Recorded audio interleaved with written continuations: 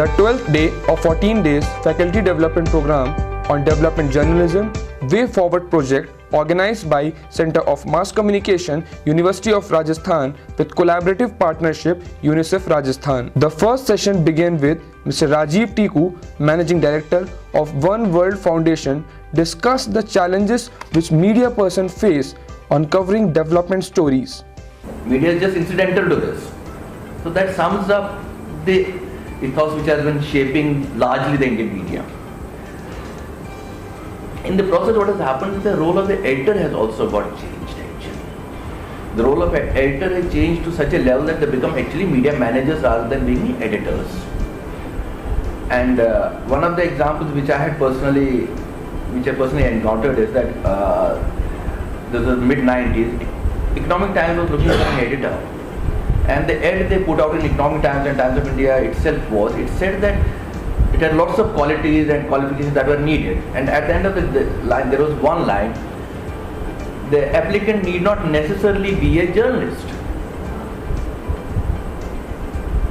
And I was following up on that story. I just took up that story idea. It was very interesting to do the changing role of editor, and I spoke to Vijay Jindal, who was the CEO of Economic Times those days, and Gautam Adhikari, who was the big editor at Times of India, is still there. He is in their Washington bureau chief also. And I met Gautam Adhikari also, and I said, what does this mean? He openly said, he was a journalist, he was a bona fide journalist. He said, no, we are media managers. And then he quoted the example because he had been in the US for long, that New York Times had an editor, legendary editor called Mr. Rosenthal. He was the editor for 17 years. And he said he has only written one editorial in 17 years. It's not new or unprecedented. So it's only a matter of time it will happen here also. And of course then Gautam Adhikari didn't use it right now. He's writing quite a bit though because he's not into that active editorial position. So this is an open stated policy of editors. So editors have become managers essentially, and of course Times of India is not the best example, but that indicates the way the media has been journeying actually in the last few years. If you see the print line, if I ask any of you who is the editor of the Times of India, probably nobody would know, because it's pointed at 8 points on the back page, one of those pages, which you can't even read. And it says editor Delhi market, it says editor Bombay markets. It doesn't say editor.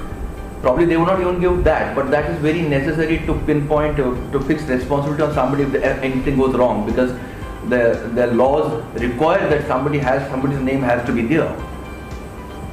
So even other papers, we don't have now those big time editors who commanded that kind of eminence actually. So the whole change of landscape has been happening in media. The media houses have changed, the editor's role has changed, and in the process also we have seen that the role of basic reporters has changed actually.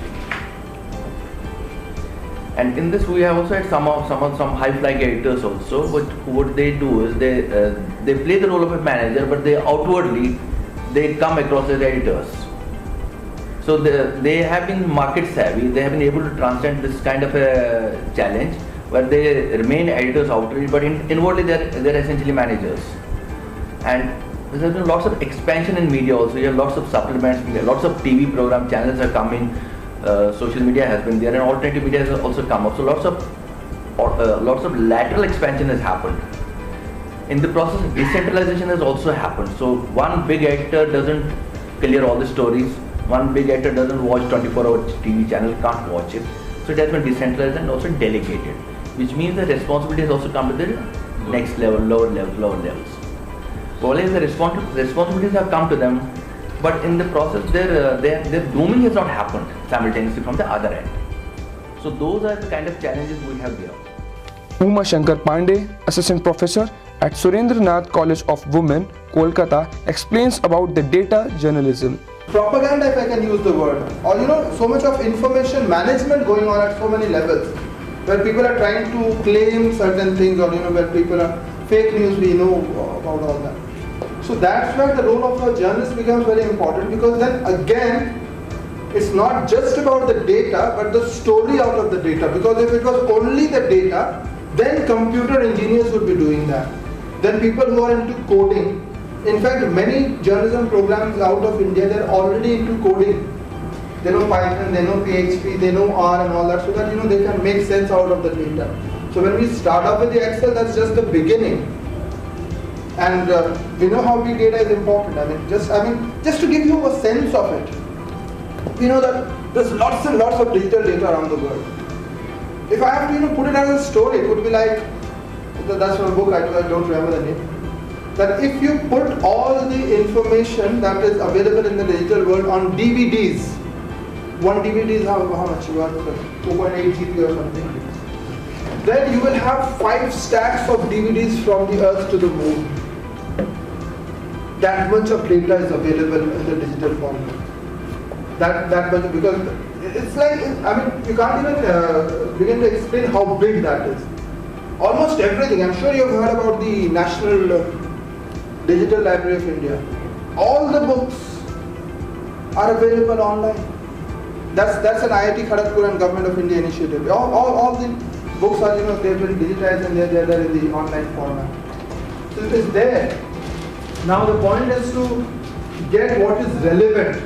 We have, these are just 2 pages. We'll have much more on that. These are just shortcuts of the Excel things, so they are just distributing that. We'll have much more, and it will be in short form as well. So since I had that with me, I let them photocopy that. We are not into that yet. We'll come back to that this after that. So bringing that sense is important.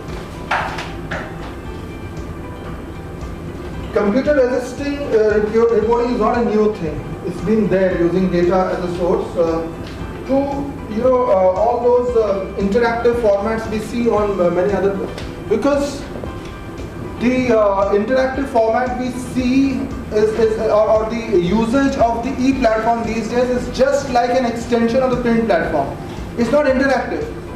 Hindustan times का e-paper हम देखते हैं, times of India का e-paper देखते हैं, लेकिन वो interactive या फिर वो स्टोरी टेलिंग एलिमेंट जो है वो मिसिंग है. So that is where data journalism comes out. It is different from the word journalism in that we are using a different kit. So it's like just photojournalism from a laptop. We're just doing that with a different kind of tools. So it's not like very different from what we've been doing, but just that the source is different, or just that the information is different, or just that we are in a world in which everything has changed so very rapidly. Professor Rajan Mahan, Center for Mass Communication, University of Rajasthan, shared his views on development stories. Let me begin by sort of sharing a dilemma that I always have, which is that, as somebody who's been associated with broadcast journalism for a long time, where to begin and how to begin a talk that centers around television journalism in India is something that has always flummoxed me. Where do I begin? Love story film देखा होगा आप में से कुछ लोगों ने, Eric seagull की जो किताब है, right? It has this beautiful song, Where Do I Begin to Tell the Story, right? So the same sort of, and what happens is that when you have a slightly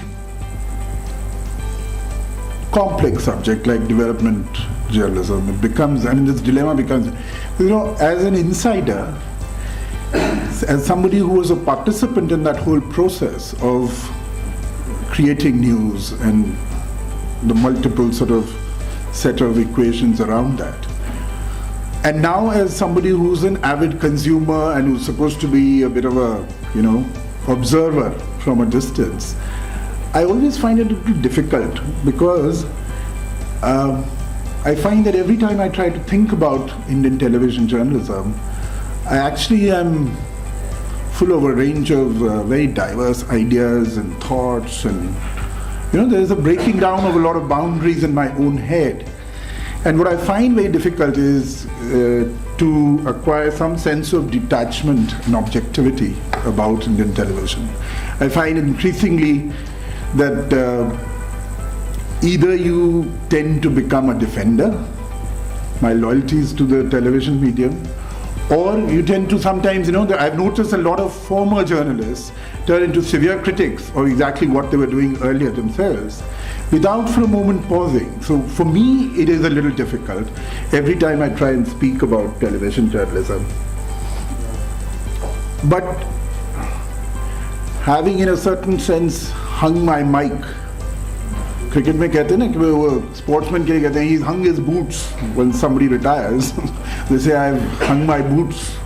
Gavaskar to Tendulkar, everyone hung their boots. So I hung my mic a few years ago because of a bad back. I find that actually at some levels there is a sense of the fact that one was a part, one had a ringside view, an insider's view on how this whole thing was playing itself out. I find that there is a kind of a privilege in the sense that one shares some insights, one is aware of information that is not so readily available to this large and growing sort of fraternity or community of people who are media critics or scholars, researchers, media educators like we have here. But my experience as somebody who was a reporter out in the field, who was a part of an editorial team of Star News and of NDTV, it kind of gives me that ringside view to Indian television, which I feel is something that helps me to have some insights, and which I'll try and see if I can share in this brief lecture. I don't know what has been told to you as to the broad theme that I'm speaking about. Let me clarify. I would like to share some thoughts, some issues that are troubling me, and I guess a lot of media scholars and fraternity as a whole. So I'm looking at development journalism, because that's the broad theme under which, the rubric under which all of you are here, and Indian television news. So looking at the ideal and the realities, and whether the twain can actually ever meet in the Indian context. So as I said, there is a dilemma as to where does one start. So let me start by with a statement that Gurudev made almost a century ago. When I say Gurudev, I mean Rabindranath Tagore. And Tagore, for most of us, when we think of Rabindranath Tagore, we normally think of the poet, the painter, Rabindra Sangeet, Gitanjali, and we think of obviously the Nobel Prize, right? Because he was not just the first Indian, he was actually the first non-European to get the Nobel Prize.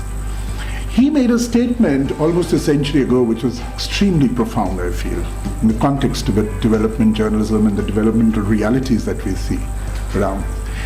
And he said that food is a source of great wealth, but food production is a source of endless misery.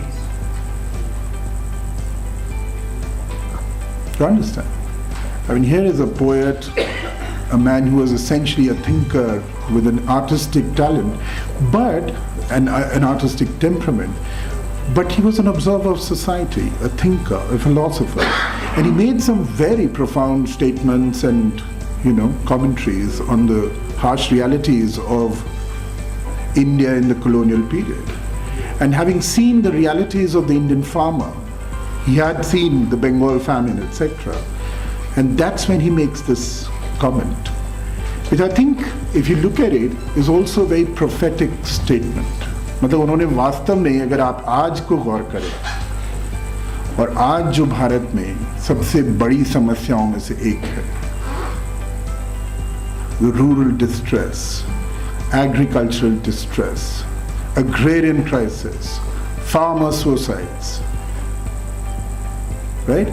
So I'm always struck whenever I think of development journalism, I get back to Gurudev. And I think when you look at Rabindranath Tagore or think about him, you're also almost immediately reminded about another great person who was his contemporary, none other than Mahatma Gandhi.